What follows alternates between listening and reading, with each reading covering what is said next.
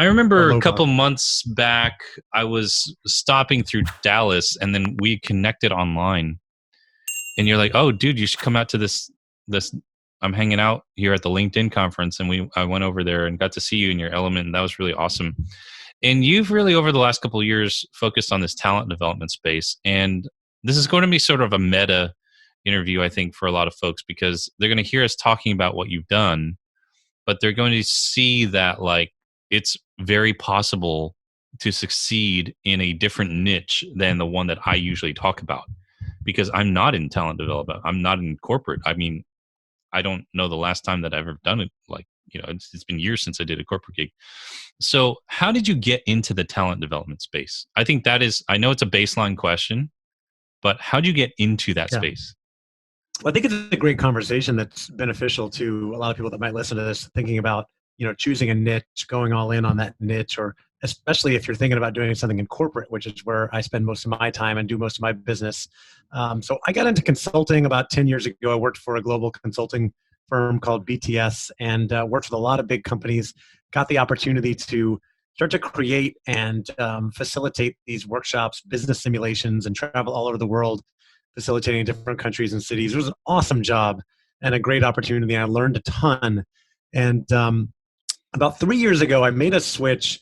I moved out from there to go in more independent affiliated with a smaller company called Advantage Performance Group.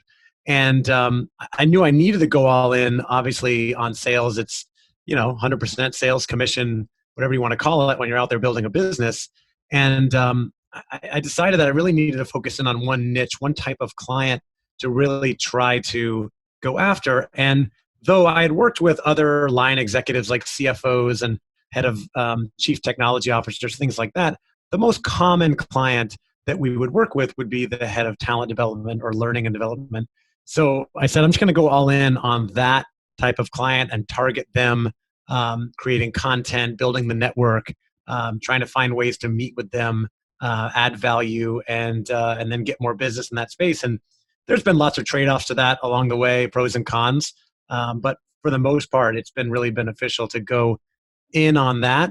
And it was actually a situation where, sometimes people always say, like, follow your passion. What are you really excited about? And I think when I made that decision, I wasn't really that excited or passionate about it. It was more of a logical decision. But as I really dug into it and started interviewing people, networking in that space, and just getting to know that world, I really started to like it and get passionate about what they were doing and the cause. And that allowed me to help further it and build my network more in that space. Hey, it's Mike Kim here. Thanks so much for checking out my YouTube channel where we talk all about building a personal brand business. That means you as a coach, a speaker, a content creator, how to market your content, how to create great content that people love.